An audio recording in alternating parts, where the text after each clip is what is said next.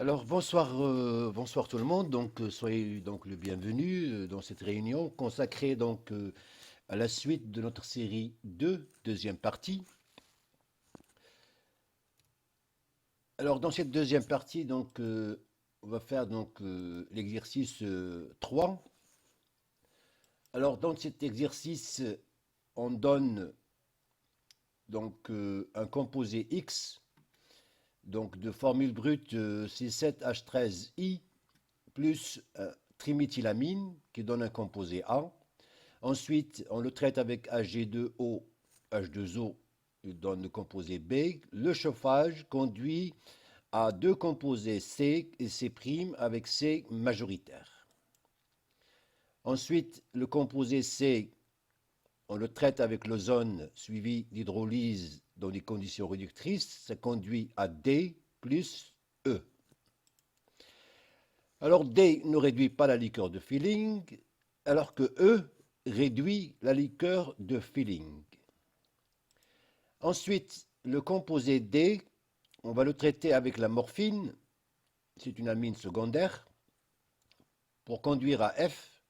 Ensuite, on le traite avec l'iodure de méthyle, CH3I, qui donne G. Et l'hydrolyse, ça donne H plus la morpholine, donc qui se libère. Dernière réaction, on traite le composé D avec le diazométhane pour avoir le composé I. Alors on donne comme une indication que le composé X est un cyclohexane qui ne présente aucune stéréoisomérie configurationnelle. Donc c'est une condition, donc c'est un cyclohexane, donc c'est un composé cyclique, et de plus, il ne présente aucune stéréochimie configurationnelle, donc ni R, ni S, ni cis, ni trans. Alors la première question, on demande de déterminer les différentes structures A, B, C, C', D, etc. jusqu'à I. Ensuite, d'expliquer le mécanisme de formation de ces deux composés C et C'. Ensuite, de donner le mécanisme de passage de D à F, à G et à H. Et dernière question, donner le mécanisme de formation de ce composé-là, I. Très bien. Alors, tout ce qu'on sait, c'est que notre composé X possède comme formule brute C7H13I. Alors, quand on a une formule brute et qu'on veut écrire les formules développées planes, toujours, on doit calculer le degré d'insaturation. Alors, le degré d'insaturation pour ce composé-là, donc si on applique la formule x moins y sur 2 plus t sur 2 plus 1, ça donne 1. Donc on a une insaturation. Donc cette insaturation, ça peut être soit une double liaison, soit un cycle. Or, dans l'énoncé du problème, on dit que X possède une structure cyclohexanique. Donc c'est un cycle. Donc la double liaison a éliminé. Donc on a un composé cyclique. Donc le cycle présente une insaturation. Ensuite, on dit que le composé X ne présente aucune stéréoisomérie configurationnelle.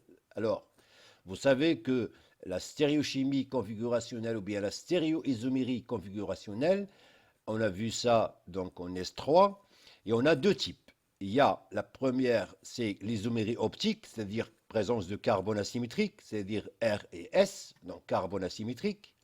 La deuxième, c'est l'isomérie géométrique cyclanique, cis-trans, par rapport au cycle. Ces deux types de stéréoisomérie, c'est ce qu'on appelle la stéréoisomérie configurationnelle. Donc X ne présente aucune stéréoisomérie configurationnelle. Alors, qu'est-ce qu'il faut faire maintenant? Alors, ce qu'on va faire maintenant, c'est on va essayer d'écrire toutes les structures possibles pour X. Alors, quelles sont ces structures possibles? Alors, tout ce qu'on sait sur X, c'est que c'est un composé cyclohexanique. Donc, on va garder toujours un cycle à 6. Donc, on va garder un cycle à 6. Voilà, le cycle à 6. Et à chaque fois, donc on a le cycle à 6 qu'on ne va pas toucher, et là, on a un carbone. Premièrement, donc, on va placer l'iode sur ce carbone, on a ce composé-là. Deuxièmement, on va le placer ici, on a la deuxième possibilité. Ensuite, on va le placer là, on a la troisième possibilité. Ensuite, on va le placer là, on a la quatrième possibilité. Et ensuite, on va le placer là, on a la cinquième possibilité. Donc, il y en a combien au total? 1, 2, 3, 4, 5. Alors, cette partie-là, elle est identique à celle-là, hein, et celle-là aussi, c'est identique avec celle-là. Donc, au total, donc, on a donc 5 possibilités. Donc, voilà la première possibilité. La deuxième possibilité, donc, on va placer donc, notre iode sur ce carbone-là. On obtient donc cette structure. La troisième possibilité, donc, on a l'iode sur ce carbone, donc cette position-là.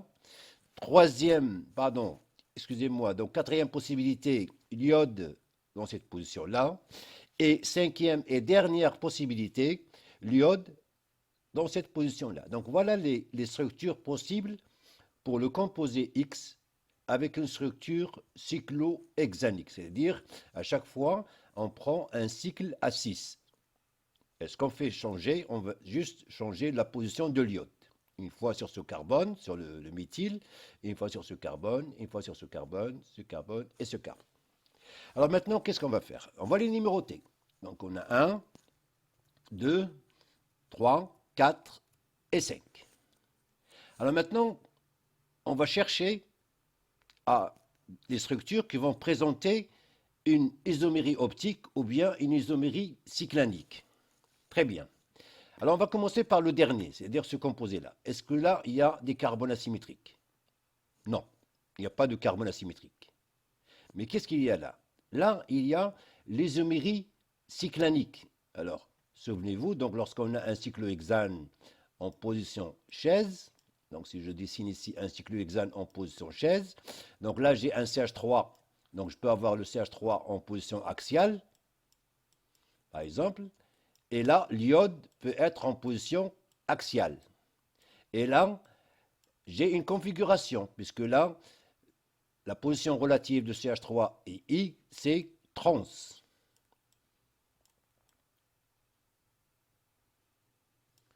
Je peux avoir aussi la position 6.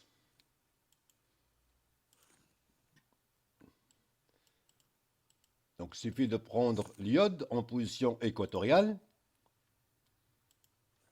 Voilà. Et je le mets là en position équatoriale. Et là, j'aurai la position, cette fois-ci, 6. Donc, ce composé-là présente une isomérie cyclanique 6 trans. Donc, c'est à éliminer. Très bien. Alors, on va passer maintenant. Donc, je vais changer de feutre. On passe maintenant au composé 4. Alors, dans ce composé 4, bien sûr, il y a l'isomérie cyclanique, et il y a aussi l'isomérie optique, puisque là, on a deux carbones asymétriques. On a ce carbone-là, et on a ce carbone.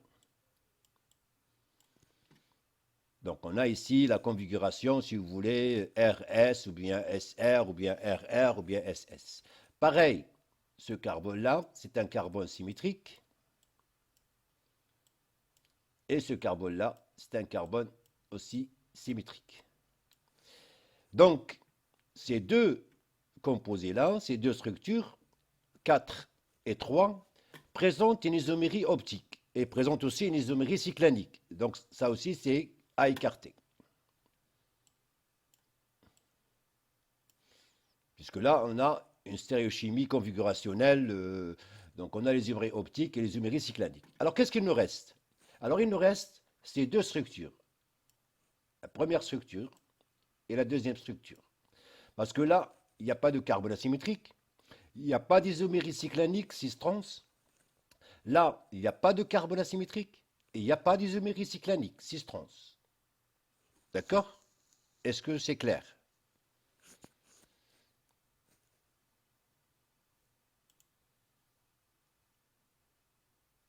C'est clair? Je continue? Oui? Est-ce que quelqu'un peut répondre là?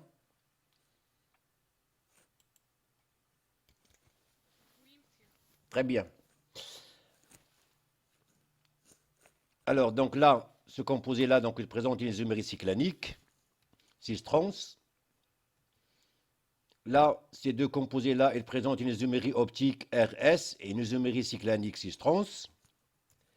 Donc, les structures 3, 4 et 5 à éliminer, car ils présentent une stéréoisomérie configurationnelle. Donc, il nous reste uniquement les structures possibles pour X, la première structure, donc 1 et 2. Alors, on continue. Alors, on va prendre la première réaction. On traite X avec triméthylamine pour donner A, suivi de Ag2O qui donne B, suivi de chauffage qui donne C. Alors, lorsque vous voyez ce type de composé, de suite de réaction, Ag2O et chauffage, c'est qu'on va faire une réaction d'élimination d'Hoffmann. Donc, le composé A, c'est un ammonium quaternaire. Donc, A est un ammonium quaternaire. B, on va le traiter, donc A avec Ag2O pour donner B. Ça veut dire qu'on va remplacer ici le I- par OH-. Donc, on obtient un hydroxyde d'ammonium quaternaire. Alors, lorsqu'on va chauffer l'hydroxyde d'ammonium quaternaire, il va donner deux composés, C et C'. Donc la nature de C et C', ce sont des alcènes. Donc C et C' sont des alcènes obtenus par la réaction d'élimination d'Hoffmann. Et on sait que lors d'une réaction d'élimination d'Hoffmann, l'alcène qu'on obtient majoritairement, c'est l'alcène le moins substitué.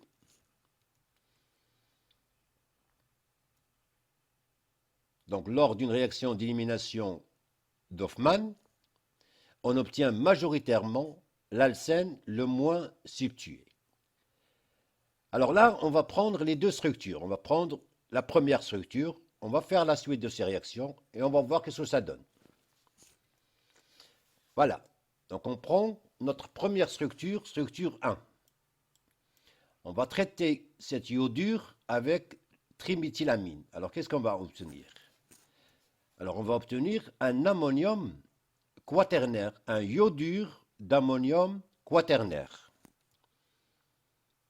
Donc, on obtient un iodure d'ammonium quaternaire. Ensuite, on va le traiter avec Ag2O. Lorsqu'on va le traiter avec Ag2O, eh bien, quel est le rôle, ou bien donc le but de cette réaction-là? C'est de remplacer I- par OH-. Donc, on transforme notre iodure d'ammonium quaternaire en hydroxyde d'ammonium quaternaire. Et là, on va chauffer. On va chauffer, donc OH- va jouer le rôle d'une base. Donc, il va jouer le rôle d'une base. D'accord? Alors là, on a un très bon groupement partant, le NCH3 trois fois. Donc, on va l'éliminer sur ce carbone. Et la base, elle va chercher un hydrogène sur le carbone adjacent.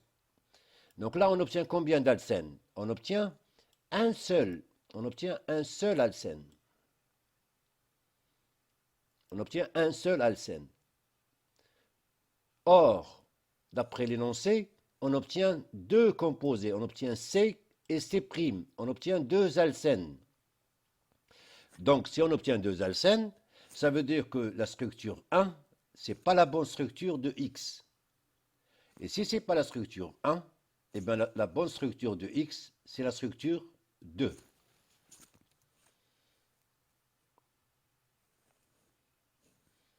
Donc la structure 1 est elle est à éliminer car elle donne un seul alcène par élimination d'Hoffmann. Donc la structure exacte de X, c'est la structure 2. C'est-à-dire cette structure-là. C'est la bonne. Alors, on va la traiter par NCH3 trois fois. Ça veut dire on va transformer notre iodure en ammonium quaternaire. Donc, on va obtenir donc notre iodure d'ammonium quaternaire. Cet iodure d'ammonium quaternaire, on va le traiter avec Ag2O. Donc, on va remplacer I- par OH-. Ensuite, on va chauffer. Et lorsqu'on va chauffer, donc on va éliminer deux groupements. Ces deux groupements, voilà, il y a des gens qui arrivent en retard, c'est ce que j'aime pas. Alors, ces deux groupements, donc voilà le premier, donc N, CH3 qui va partir sur ce carbone. Alors, OH-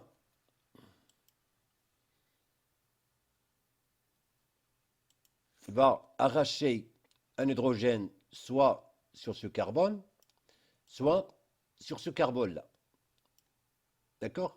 Donc si OH- arrache sur ce carbone, on obtient cet alcène, C. Et si OH- arrache un hydrogène sur ce carbone, donc on va obtenir une double liaison large, c'est-à-dire on va obtenir ce composé-là, C'. Très bien. Alors,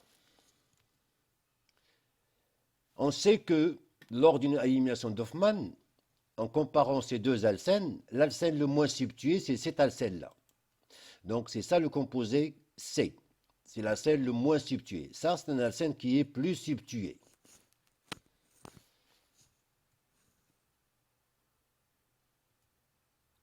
Donc, lors d'une élimination d'Hoffmann, c'est l'alcène le moins substitué qui est obtenu majoritairement. D'où les structures de produits. Donc, voilà le composé X. Voilà le composé A, l'iodure d'ammonium quaternaire. Voilà donc le composé B. Voilà donc le composé C, l'alcène le moins substitué. Et voilà le composé C'. Très bien. Alors on continue. Alors maintenant le composé C, c'est-à-dire notre alcène le moins substitué, on va faire l'ozonolyse suivie d'hydrolyse dans des conditions réductrices. Alors on obtient deux composés D et E. Alors qu'est-ce qu'on sait sur les composés D et E? Lorsqu'on fait l'ozonolyse d'un alcène, eh bien, on obtient des composés carbonylés. Donc on obtient des composés carbonylés. Et là, on fait l'hydrolyse dans des conditions réductrices, c'est-à-dire que si on obtient un aldéhyde, eh bien, l'aldéhyde, il ne va pas donc s'oxyder. Alors, on donne une donnée dans l'exercice, c'est concernant la liqueur de Feeling. Alors, ce test de liqueur de Feeling, c'est un test pour identifier est-ce qu'on a une fonction aldéhyde. Donc, si le test est positif, ça veut dire qu'on obtient un précipité rouge brique, ça veut dire qu'on a un aldéhyde. Si on n'obtient pas la couleur donc rouge brique, donc le test avec le liqueur de Feeling, donc c'est un test négatif, ça veut dire qu'on n'a pas un aldéhyde, on a une cétone. Alors la réaction qui est mise en jeu dans ce test de Feeling, c'est la suivante. Donc on part de notre aldéhyde, donc voilà notre aldéhyde, donc notre aldéhyde, réagit avec donc Ci2+ en milieu basique, il donne, donc il va s'oxyder en acide carboxylique, et puisqu'on est en milieu basique, donc on va avoir la base conjuguée, plus Cu2O, un précipité rouge brique. Donc l'aldéhyde, donc il va réduire, donc il va jouer le rôle de réducteur, donc il va réduire Cu2+ en Cu+, puisque là, on a Cu+. Donc l'aldéhyde va réduire Cu2+ en Cu+, et Cu2+ va oxyder l'aldéhyde en acide carboxylique. Donc là, c'est l'aldéhyde. Donc on obtient l'ion carboxylate plus un précipité rouge. Donc les ions Cu2+, il oxyde l'aldéhyde pour donner un acide carboxylique, sa forme basique, c'est-à-dire la base conjuguée, puisqu'on est en milieu basique, donc il ne faut pas oublier dans la réaction là, donc on est en milieu basique, donc en présence de base. L'aldéhyde, il réduit les ions Cu2+, en Cu+, pour donner donc un précipité rouge brique. Donc pour donner un précipité rouge brique. Donc si on a un test positif, c'est que on a un aldéhyde. Si on a un test négatif, ça veut dire que c'est pas un aldéhyde, c'est une cétone. Donc c'est une réaction qui est caractéristique de la fonction aldéhyde. Très bien. Alors on dit dans l'énoncé que D ne réduit pas la liqueur de Feeling. D, c'est un composé carbonylé. Puisque là, on va faire l'ozonolyse, ça veut dire on va couper ici. Donc D ne réduit pas la liqueur de Feeling. Donc si on fait une coupure ici, ça veut dire qu'on va obtenir CO. Ah bon, excusez-moi là. Voilà. On va obtenir CO plus CH2O.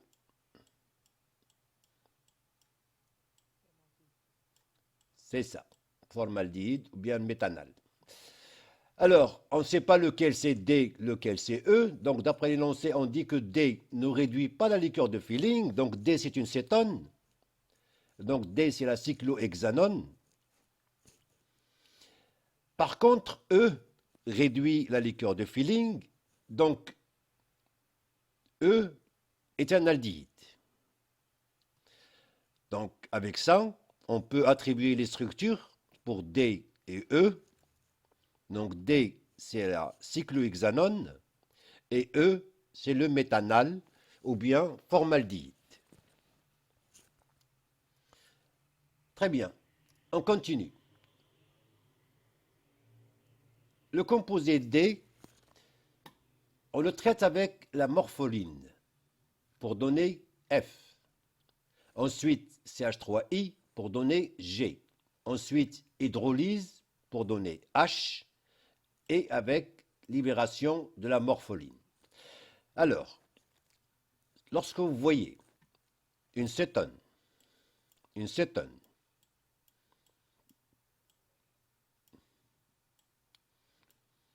ou bien un aldéhyde, peu importe,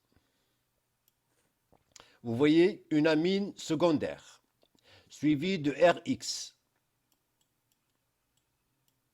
suivie d'hydrolyse. Lorsque vous voyez la suite de ces réactions-là, ça veut dire qu'on va faire la réaction de Stork. Alors, la réaction de Stork, c'est une réaction dans laquelle on utilise une amine secondaire cyclique qui va donner une N-amine. Donc F, c'est une N-amine. On verra le mécanisme par la suite. Donc F est une N-amine.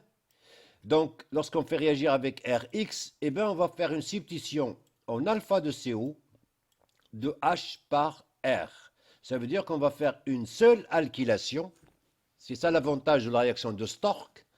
Elle permet de faire une alkylation régiosélective, c'est-à-dire uniquement sur un carbone. D'accord? Donc c'est la réaction de Stork. Alors, il s'agit donc de la réaction d'alkylation en alpha de CO. Ça veut dire qu'on va fixer un R ici, et ce R, c'est le CH3. Donc c'est la réaction de Stork.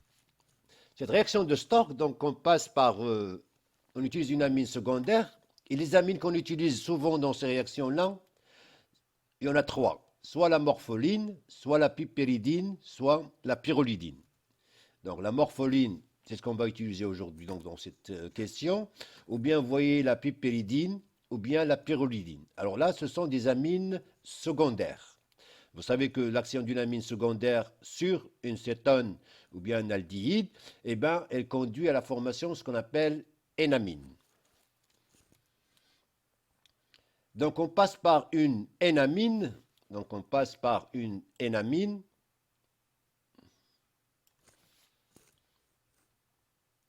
qui permet par la suite une alkylation en alpha de CO. Et c'est une réaction d'alkylation régiosélective. Très bien. Alors, le mécanisme. La première étape, c'est tout d'abord, on va catalyser par H+. Toujours, lorsqu'on veut faire l'action d'une amine secondaire ou bien une amine primaire sur une cétone, la première étape, c'est H+. H+, qui va protoner l'oxygène. Ensuite, à ce moment-là, l'amine secondaire, grâce au doublet de l'azote, donc c'est un mauvais nucléophile, eh bien, l'oxygène, il va récupérer son doublet. Et là, on va avoir un carbocation. Et à ce moment-là, l'amine peut attaquer ce carbone.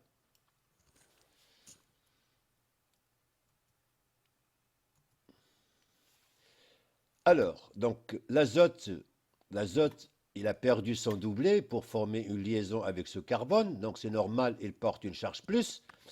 Mais il va récupérer quand même son doublet. Alors comment il va récupérer ce doublet? Eh bien, on va assister à ce qu'on appelle une prototropie. Je rappelle, la prototropie, c'est la migration d'un hydrogène, d'un atome, vers un autre atome au sein de la même molécule. Ça veut dire que cet hydrogène-là, il va migrer sur cet oxygène.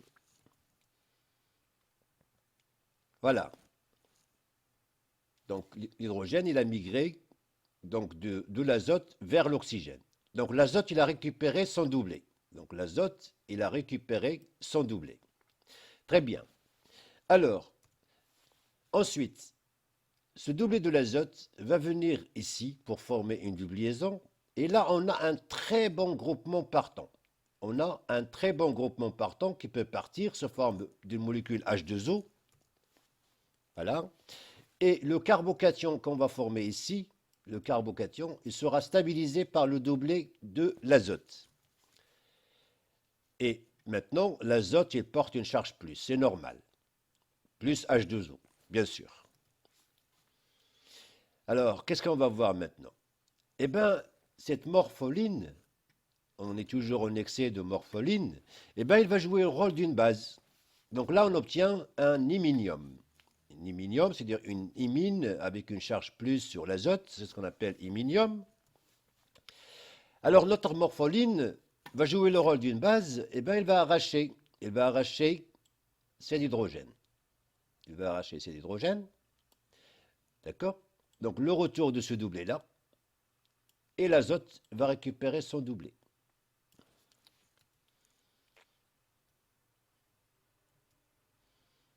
Voilà.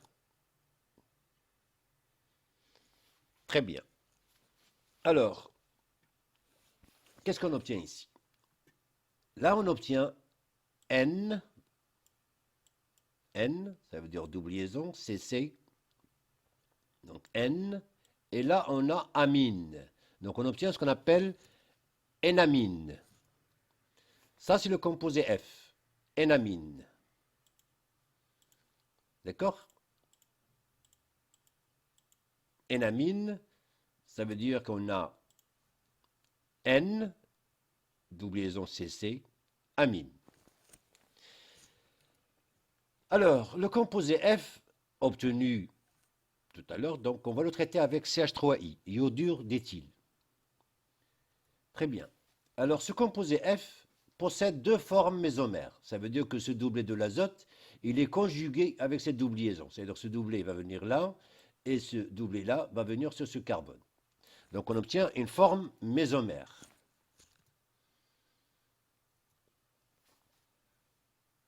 Donc, le composé F possède des formes mésomères.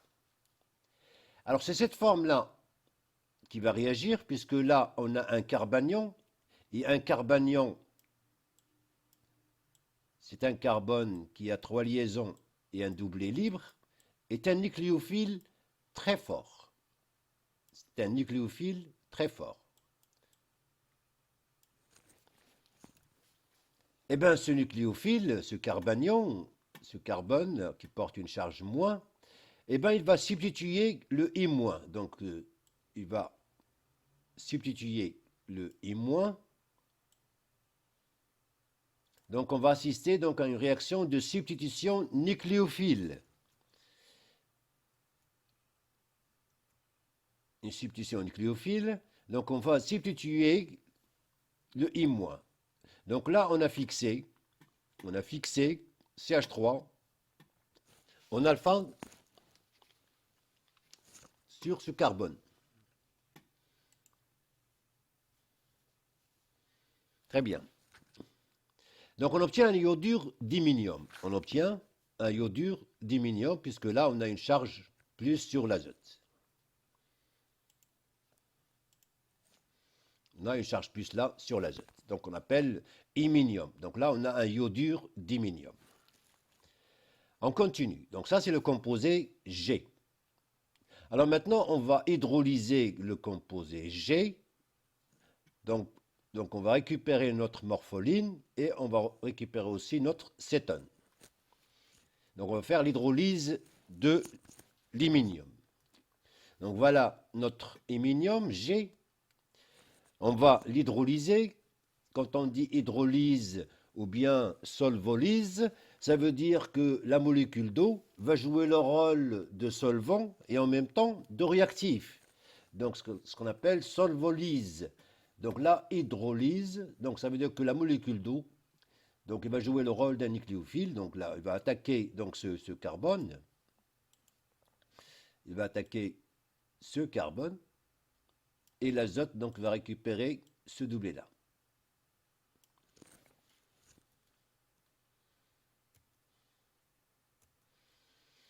Donc l'azote a récupéré donc son doublet. Il a récupéré son doublet. L'oxygène, il a perdu son doublet pour former une liaison avec le carbone. C'est normal, il porte une charge plus. Mais là, l'oxygène, il va récupérer son doublet. Alors, qu'est-ce qu'on va assister? On va assister à une prototropie. Ça veut dire que c'est l'hydrogène là sur l'oxygène. Eh bien, il va migrer de l'oxygène vers l'azote, donc ce qu'on appelle la prototropie. Et l'oxygène va récupérer son doublet. Donc c'est l'hydrogène là, donc il a migré sur l'azote. Maintenant l'azote il porte une charge plus. Alors il porte une charge plus, donc là cet oxygène, ce doublet de l'oxygène, on va le ramener ici, et là départ de la molécule de morpholine, voilà, plus la molécule de morpholine qu'on récupère ici. Et là, qu'est-ce que... Oui.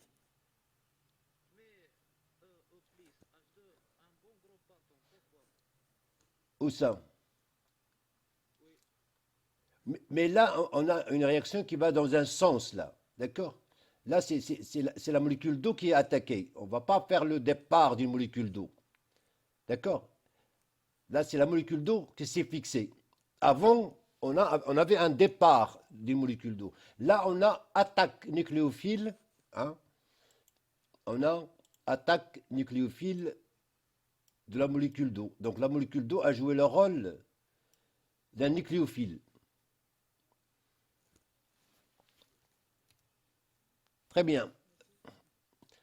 Donc là, l'oxygène va récupérer son doublet et on va récupérer aussi notre catalyseur qui est H+.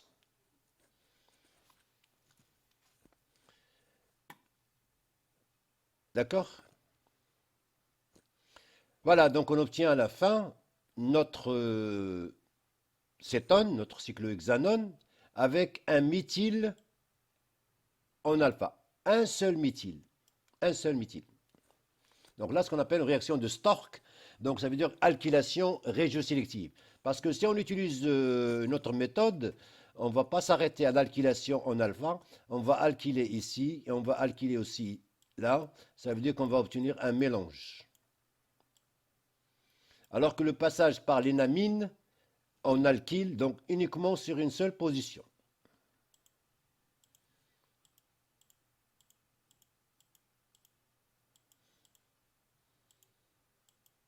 Voilà.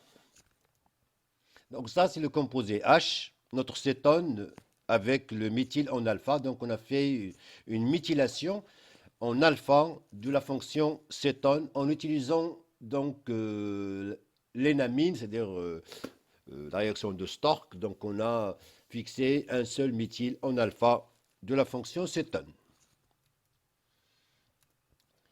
Alors la dernière réaction, c'est l'action de diazométhane. Alors cette réaction, on a eu déjà l'occasion de voir ce réactif, la diazométhane, dans la question, dans l'exercice 2. Donc ça permet d'insérer un CH2, d'insérer donc un CH2 ici. Donc on insère un CH2 là, entre ce carbone et ce carbone. Donc si on a un cycle, on peut passer d'un cycle de N carbone à N plus 1 carbone. Donc le but de cette réaction-là, c'est pour allonger, si on a une chaîne linéaire, on va allonger d'un carbone, et si on a un cycle, donc on va augmenter le cycle d'un carbone. Alors, l'action diazométhane sur une cétone permet d'insérer donc un groupement CH2. Donc, sur une cétone cyclique, l'action de diazométhane permet d'agrandir le cycle d'un carbone. Alors, le schéma général, là, on va voir uniquement le schéma général d'une cétone quelconque. Donc là, on a R1 et R2. Donc là, on a R1 et on a R2. Là, on a le diazométhane, la structure. Donc, on a un carbanion, charge moins, et là, une charge plus. Donc là, ce nucléophile, donc, il va jouer le rôle plutôt de nucléophile. Donc, il va attaquer le centre électrophile avec ouverture de la double liaison. Ensuite, on va assister à une migration donc, de l'un des deux groupes, soit R1, soit R2. Donc, migration donc, avec le doublet de liaison. Donc, ils vont migrer sur ce carbone. Là, on a un très bon groupement partant. C'est le diazote, c'est le gaz. Et là, le retour du doublet de l'oxygène entre le carbone et l'oxygène. Donc tout se passe d'une manière synchronisée en même temps.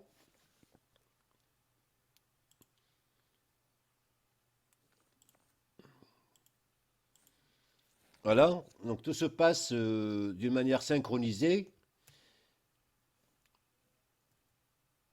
Et là, en comparant cette cétone avec la cétone de départ, c'est qu'on a inséré un CH2 entre R2 et C. Oui. Alors, le groupe qui migre, donc là, on a deux groupes. Par exemple, on a ici un méthyle et là, on a un éthyle. Hein. Par exemple, là, on a un méthyle et là, on a un éthyle. Lequel qui va migrer? Est-ce que c'est le méthyle ou bien l'éthyle? Donc, le groupe qui va migrer, c'est le groupe le plus riche en électrons. C'est-à-dire, plus le groupe il est tertiaire, il migre plus qu'un groupe secondaire, qu'un groupe primaire. Donc si on a un tertiobutyl, il va migrer plus qu'un isopropyl, qu'un éthyle, qu'un méthyle. Très bien. Alors on va voir maintenant ce que ça va donner concernant notre composé cyclohexanone. Donc on a le diazométhane. Donc le diazométhane qui va attaquer le carbone de CO avec ouverture de la double liaison. Ensuite, là, cette liaison-là avec les deux électrons de liaison, donc ils vont passer sur ce carbone. Là, on a un très bon groupement partant départ de N2. Et là, on a le retour du doublet de l'oxygène. Donc tout se passe d'une manière synchronisée en même temps.